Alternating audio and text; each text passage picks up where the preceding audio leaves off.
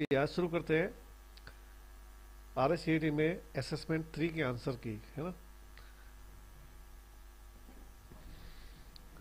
अगर आपने अभी तक हमारे चैनल को सब्सक्राइब नहीं किया है तो आज ही सब्सक्राइब कीजिए, जिससे आपको हर नई जानकारी आपके मोबाइल फोन पे मिलती रहे।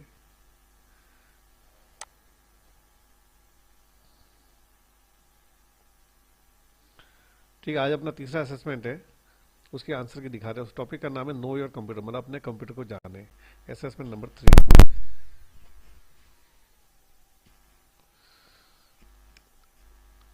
कंप्यूटर को चालू करना और बंद करना। ठीक है, ये टॉपिक है। बूटिंग, जो कंप्यूटर को चालू करने को कंप्यूटर में बोलते हैं बूटिंग। कंप्यूटर को स्टार्ट करने की प्रोसेस है, उसको बूटिंग कहा जाता है।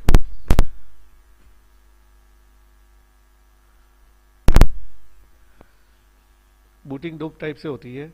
एक आप देख पा रहे हैं, हॉट बूटिंग यानी वार्म बूटिंग, और एक होती है कोल्ड बूटिंग।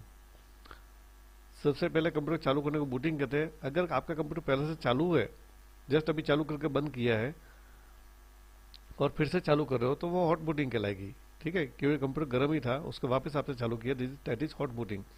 और अगर बंद पड़ा कंप्यूटर आप चालू कर रहे हो, जैसे 2 दिन से बंद है, कल का बंद है, आज सुबह आके खोल रहे हो, चालू कर रहे हो, तो वो कोल्ड बूटिंग कहलाएगी। ठीक है, तो हॉट बूटिंग मतलब चालू कंप्यूटर को दोबारा अपन वापस बंद करके चालू कर रहे हैं, तो दैट इज हॉट बूटिंग। और अगर बंद पड़ा कंप्यूटर है, 24 घंटे से बंद पड़ा है, या लास्ट डेज का बंद कंप्यूटर नेक्स्ट डे आप चालू करते हो, तो वो कोल्ड बूटिंग है। उसी प्रकार से कंप्यूटर को बंद करने को बोलते हैं शट डाउन। कंप्यूटर को जो बंद करने की प्रोसेस है वो है शट डाउन। ठीक है, इसी पे ऊपर एक प्रश्न बनेगा, आपके असेसमेंट में आएगा। ठीक है, तो आप समझ रहे हो, बूटिंग मतलब कंप्यूटर को चालू करना, और शट डाउन मतलब कंप्यूटर को बंद करना। क्वेश्चन है, कंप्यूटर को बूट करना, बूटिंग का कंप्यूटर का क्या अभिप्राय है। तो इसके 4 ऑप्शन है, जिसमें से ये सही है, कंप्यूटर को स्टार्ट करना।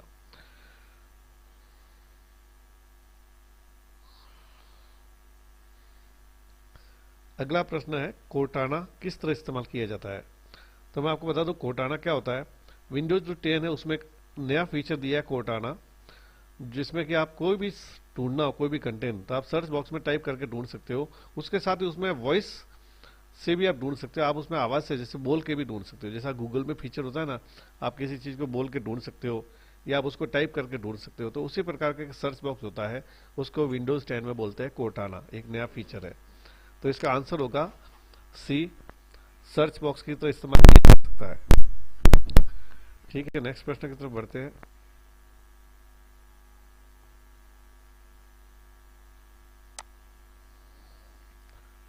दर्शाए गए चित्र में खाली स्थान को भरो।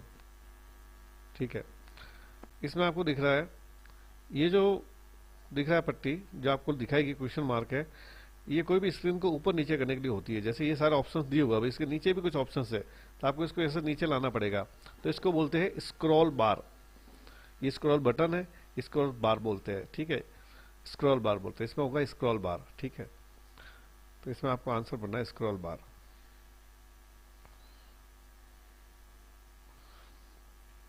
ये आपको चित्र दिखाया गया है, कंप्यूटर के चालू होते ही ये स्क्रीन आती है। कंप्यूटर जब चालू करते हैं तो सबसे पहले अपना डेस्कटॉप आता है। ठीक है, ये डेस्कटॉप है, यहाँ पे माई कंप्यूटर वगैरह चिन्ह होते हैं। ये स्टार्ट मेन्यू, नीचे वाली पट्टी टास्क बार कहलाती है। तो ये जो विंडो स्क्रीन आती है, ठीक है, ये इनमें से जो रिलेटेड है वो जीयूआई के रिलेटेड है, कि जीयूआई ऑपरेटिंग सिस्टम में विंडोज जब चालू होता है, तो चालू होते ही आपके सामने ये स्क्रीन आती है, तो इसको अपन डेस्कटॉप बोलते हैं। तो इसका नाम होगा, इसका जो सही आंसर होगा वो होगा जीयूआई। जीयूआई का मतलब होता है ग्राफिकल यूजर इंटरफेस। यह एक ऑपरेटिंग सिस्टम का प्रकार है, ग्राफिकल यूजर इंटरफेस, जिसके अंतर्गत विंडोज आता है। तो ये अपने सामने विंडोज की डेस्कटॉप स्क्रीन दी हुई है, तो इसका आंसर होगा जीयूआई।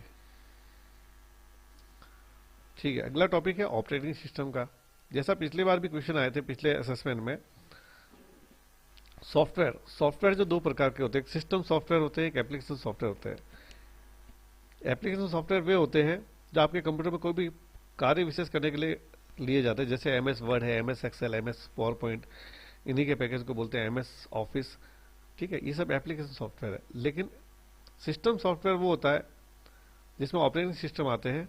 ठीक है, अब ऑपरेटिंग सिस्टम कंप्यूटर के अलग होते हैं और मोबाइल के अलग होते हैं। अब कंप्यूटर में सबसे फेमस ऑपरेटिंग सिस्टम है वो है विंडोज़, और विंडोज़ के बहुत सारे वर्जन है, ये आप देख पा रहे हैं। Windows 95, 98, 2000, Windows Vista, XP, Windows NT, Windows 7, 8, 10।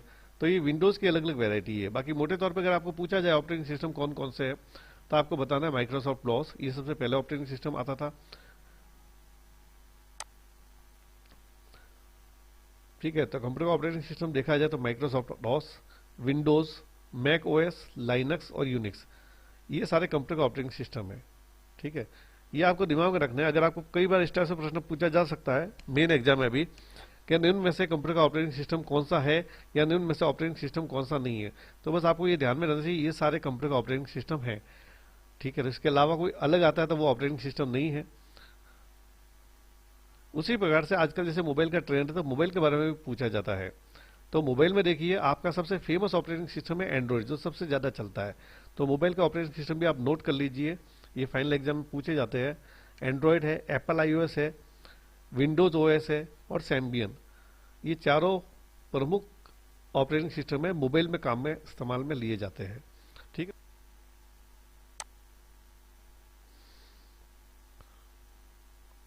ठीक है, ऑपरेटिंग सिस्टम में अपन समरी देखते हैं। कंप्यूटर के जो ऑपरेटिंग सिस्टम है वो आप देख लीजिए, डॉस है, विंडोज है, मैक ओएस, लाइनक्स और यूनिक्स, ये सारे कंप्यूटर में इस्तेमाल किए जाते हैं। और मोबाइल में जो इस्तेमाल किए जाने वाला ऑपरेटिंग सिस्टम है वो है एंड्रॉयड, एप्पल, विंडोज ओएस और सैम्बियन। तो कोई भी प्रश्न पूछा जाए तो ये आपके लिए मेन इंपॉर्टेंस का एक प्रश्न 100% आपके फाइनल एग्जाम में भी आएगा। ठीक है, अभी हम बात करें प्रैक्टिकल एग्जाम की, जो भी आपके चल रहे हैं असेसमेंट, उसमें किस टाइप से प्रश्न बन रहा है। उसमें इस टाइप का आपका क्वेश्चन आ रहा है, निम्नलिखित में से ऑपरेटिंग सिस्टम के उदाहरण नहीं है। तब आपको पता है कि आपने पढ़ा है कि लाइनक्स ऑपरेटिंग सिस्टम है, यूनिक्स भी ऑपरेटिंग सिस्टम है, माइक्रोसॉफ्ट विंडोज भी ऑपरेटिंग सिस्टम है।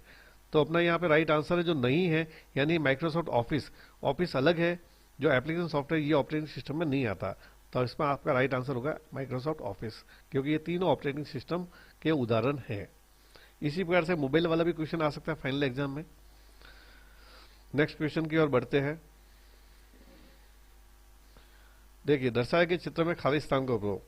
अब ये भी डेस्कटॉप का फोटो दिया गया है। अब मैं आपको बताऊं, ये जो ऊपर वाला भाग है इसको बोलते हैं डेस्कटॉप। ठीक है, और नीचे जो पट्टी आपको दिख रही है इसको बोलते हैं टास्क बार। तो टास्क बार में ये देखिए टास्क बार, तो ये टास्क बार को इंगित किया गया है कि ये पट्टी कौन सी है। देखिए आपको रेक्टेंगल खींचा ना, कि ये वाली पट्टी क्या है। तो कंप्यूटर में ये वाली पट्टी जो कंप्यूटर चालू करता है आपके सामने आती है सबसे नीचे, उसको बोलते हैं टास्क बार। ठीक है ना, और ऊपर वाला भाग आपको पूछा जाए कंप्यूटर चालू होती है जो आपके सामने स्क्रीन है उसको बोलते हैं डेस्कटॉप। तो इसमें आपका राइट आंसर होगा नीचे वाली पट्टी जो है वो है टास्क बार, और यहाँ पे ये होता है स्टार्ट बटन। ठीक है, अगला क्वेश्चन लेते हैं अपन।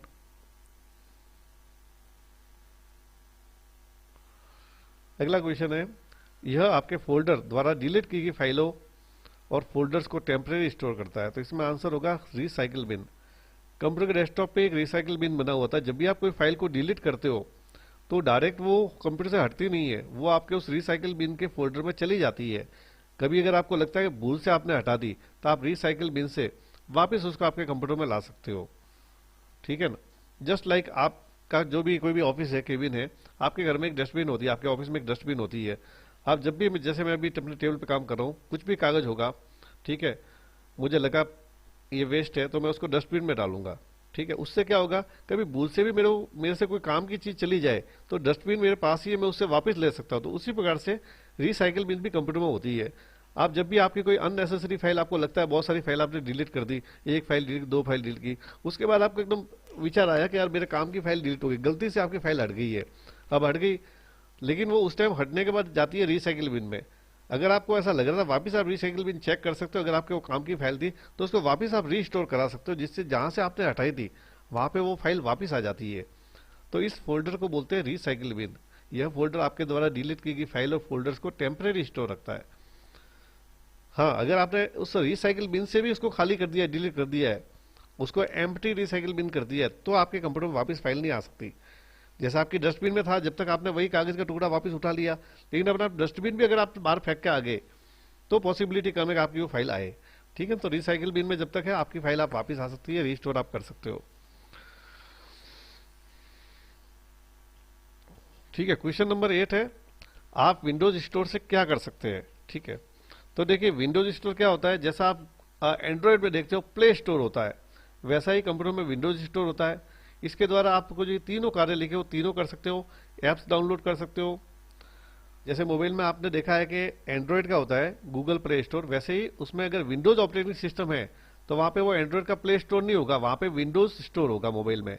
तो उससे क्या होगा, जैसा प्ले स्टोर से जो काम कर सकते हो ना, वो का वो आप विंडोज स्टोर से उस मोबाइल में विंडोज ऑपरेटिंग सिस्टम वाले में कर सकते हो। आप एप्स डाउनलोड कर सकते हो, आप गेम्स डाउनलोड कर सकते हो, आप वीडियो डाउनलोड कर सकते हो। तो इसमें ये आंसर होगा, आप उपरोक्त सभी काम कर सकते हो।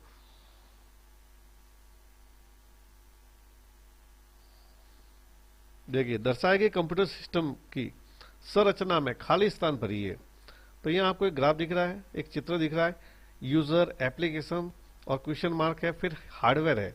तो यहाँ पे होगा ऑपरेटिंग सिस्टम। यानी ऑपरेटिंग सिस्टम क्या होता है, ये जो आपका हार्डवेयर यानी आपका मशीन है, कंप्यूटर है, उससे उसके ऊपर जो भी आपका मनपसंद प्रोग्राम चला रहे हो, जैसे MS Word, Excel, PowerPoint, तो उसके बीच में ऑपरेटिंग सिस्टम होगा, तभी आपका एप्लीकेशन सॉफ्टवेयर काम कर पाएगा और उसके ऊपर आप यूजर हो, आप उसको ऑपरेट कर पाओगे। कि आप आपके मेन जो कंप्यूटर लाते हो एप्लीकेशन सॉफ्टवेयर के लिए, कि आपको टैली करना है, आपको एमएस ऑफिस करना है, आपको पावर पॉइंट या आपको एक्सेल चलाना है, तो आपका एक्सेल या आपका ऑफिस तभी चलेगा जब उस कंप्यूटर में सिस्टम सॉफ्टवेयर होगा, यानी कि ऑपरेटिंग सिस्टम होगा। तो यहाँ पे आएगा ऑपरेटिंग सिस्टम।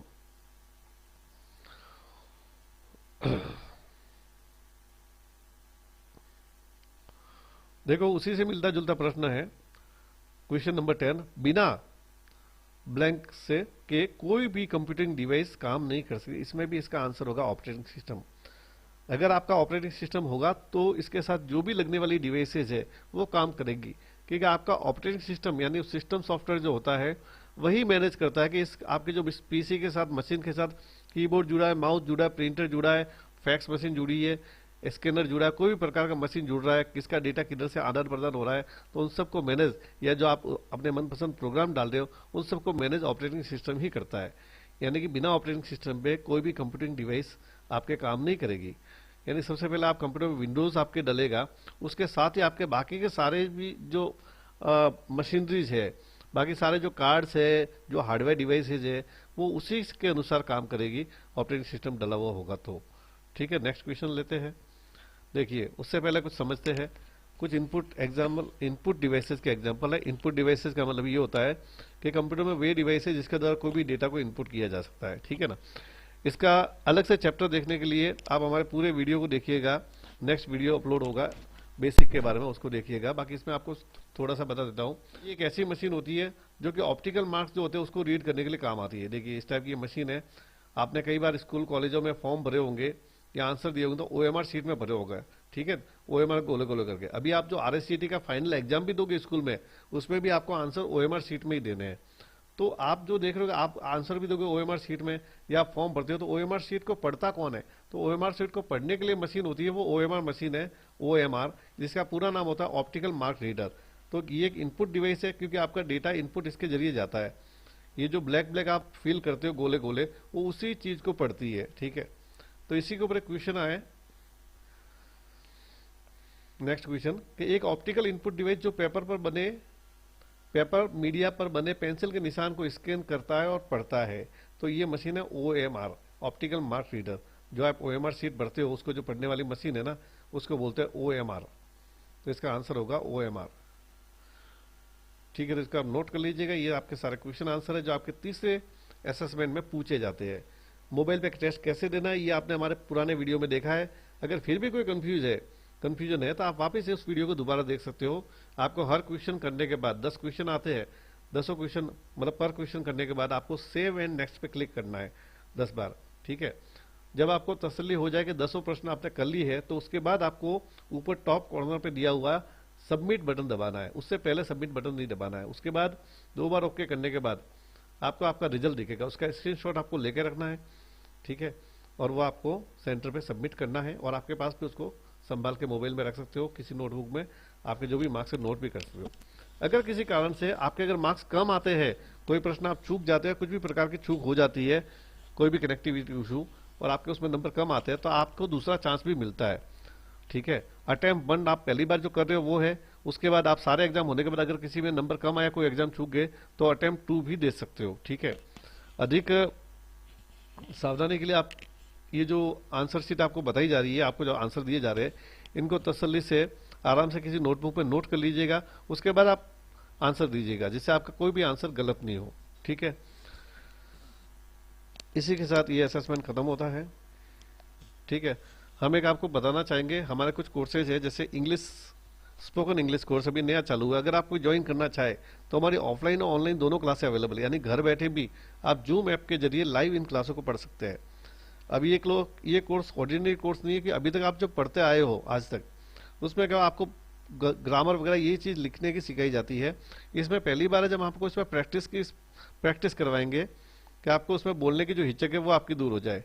क्योंकि इंग्लिश की इंपॉर्टेंस इतनी है कि आजकल हर फील्ड में इंग्लिश की जरूरत होती है। आप कोई भी कंपटीशन एग्जाम दो, या आप जैसे अभी स्टूडेंट हो, आप कॉलेज में जाते हो, कई कॉलेज में पेपर्स या कोई सब्जेक्ट जो इंग्लिश मीडियम में होते हैं, या किसी बड़ी हायर कॉलेज में स्टडी करते हो, तो वहाँ इंग्लिश हर जगह जरूरी है।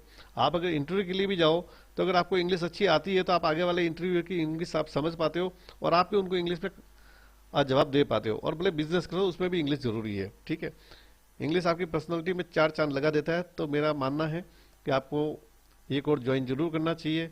अगर आप ज्वाइन करना चाहते हैं तो आप इस पे दिए हुए नंबर पे कॉल कीजिए और पता कीजिए कौन से बैच में सीट खाली है। अगर आपने अभी तक हमारे चैनल को सब्सक्राइब नहीं किया है तो नीचे दिए गए रेड बटन को दबा के सब्सक्राइब कीजिए और बेल बटन दबाइए, जिससे आपको नए नए वीडियो के नोटिफिकेशन आते रहे।